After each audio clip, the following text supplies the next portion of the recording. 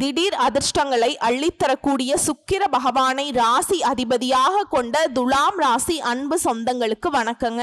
தலைப்பை பார்த்திருப்பீங்க. ஜூலை 1 முதல் ஊரே பேசக்கூடிய 10 குட் நியூஸோட இந்த பதிவு உங்களுக்கு தொடங்குது.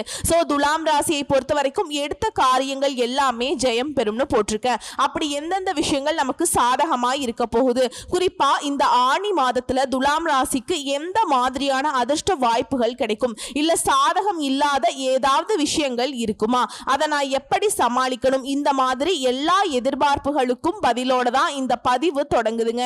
ஆனா நீங்க பயப்படுற மாதிரி கிடையாது. அதாவது சூரிய பகவான் மிதுன ராசிக்கு பயிற்சியாக கூடிய மாதம் தான் இந்த ஆணி மாதம் இல்லையா? சோ அந்த மாதத்தை பொறுத்த வரைக்கும் துலாம் ராசிக்கு நல்ல நேரம் ஸ்டார்ட் ஆக போகுது.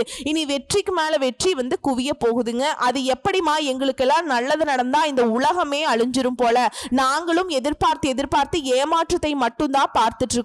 நீ சொல்ற மாதிரி ஏதாவது நல்லது நடக்கிறதுக்கு வாய்ப்பு இருக்கா, எங்களுக்கு இருக்கா, கொஞ்சம் தெளிவா சொல்லுன்னு எதிர்பார்ப்பீங்க இல்லையா?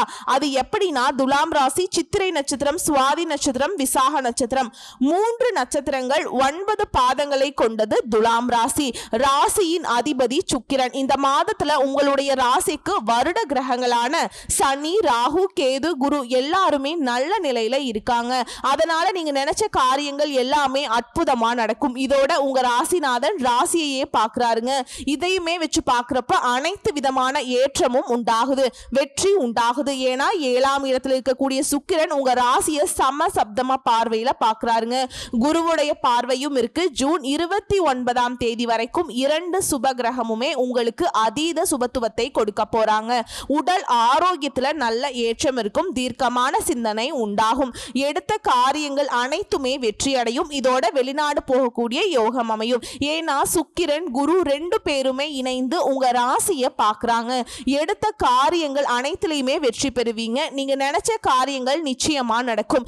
ஏன்னா 9ஆம் இடத்துல குரு இருக்காருங்க. வெளிநாடு போயிட்டு படிக்கணுங்கிற யோகம் இருக்கு. உங்களுக்கு சேர வேண்டிய அனைத்து விதமான சொத்துக்களோ, பணங்களோ, ஏதாவது ஒரு வாய்ப்புகளோ, பதவிகளோ எல்லாமே உங்களை தேடி வரும். உங்களுக்குங்கிறது உங்களுக்கானதாகவே தேடிட்டு வருங்க.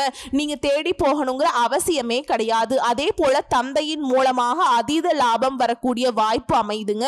ஒட்டுமொத்தமா என்னடா இவ்வளவு நல்லது நடக்குதுன்னு பார்த்தோம்னா, 9ஆம் இடத்துல சூரியன் குரு புதனோட சேர்ந்திருக்கிறதுனால அனைத்து விதமான ஏற்றமும் உண்டாகுது.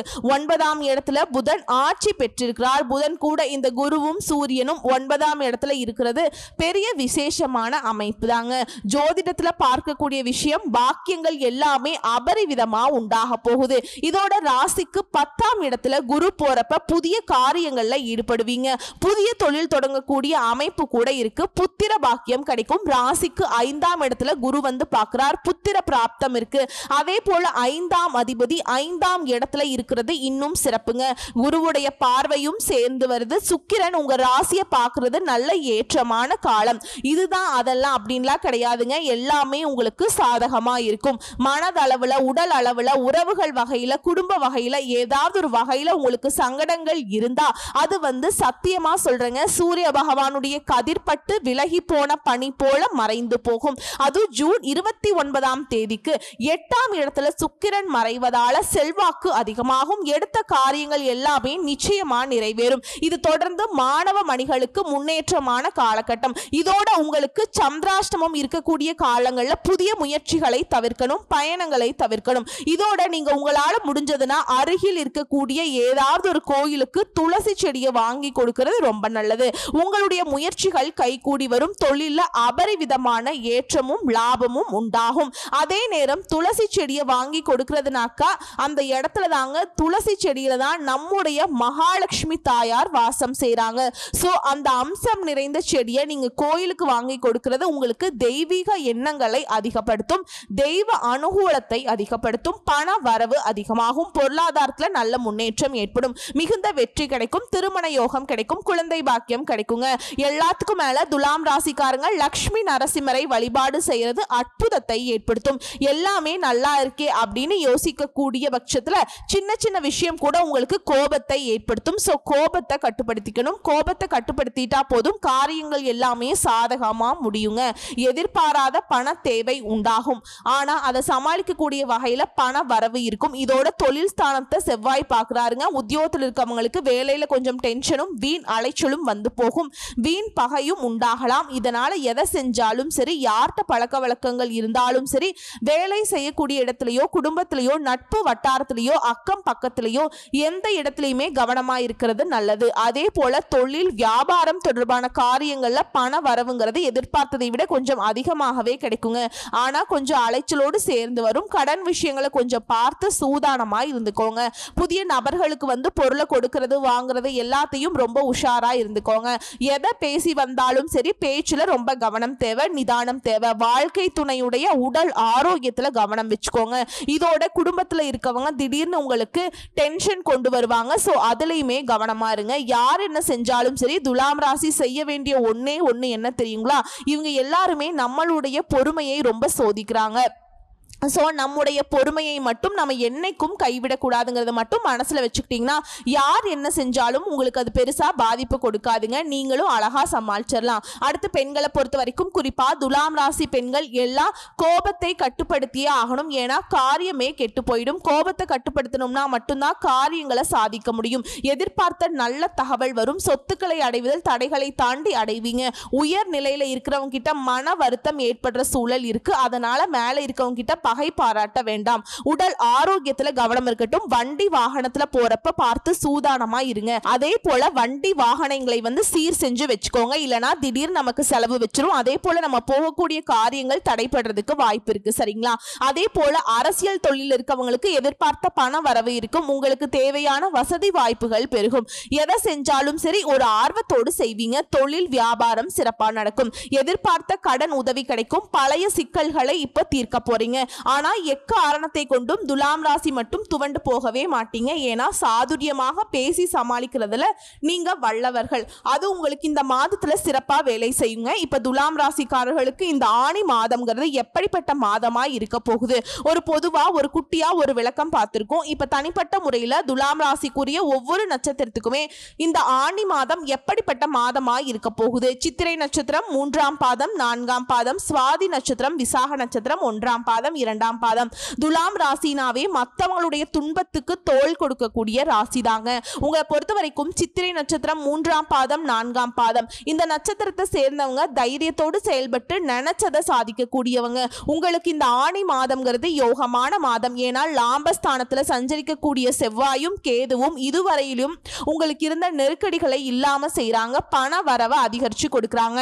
செய்து வரக்கூடிய வியாபாரத்தில் இருந்த தடைகளை விலக்கி வைக்கிறாங்க. முடங்கி கிடந்த தொழில முன்னேற்றத்தை உண்டாக்குறாங்க. பணி ஆட்களை பொறுத்த வரைக்கும் சிறப்பான காலகட்டம். வரவேண்டிய பணம் கைக்கு வரும். விவசாயம், மருத்துவம், கெமிக்கல், உணவு தொழில்கள்ல முன்னேற்றம் பெறுவீங்க. உத்தியோகத்தில் இருக்கவங்களுக்கு எதிர்பார்த்த இடமாற்றம், பதவி உயர்வு கிடைக்கிறது. சேமிப்பு அதிகமாகுது. ஒரு சிலருக்கு புதிய சொத்து சேரும். அதே போல 5ஆம் இடத்துல குருவுடைய பார்வை சஞ்சாரம்ங்கிறது சனி ராகு இவர்களால முயற்சிகள்ல வெற்றி அடைவீங்க.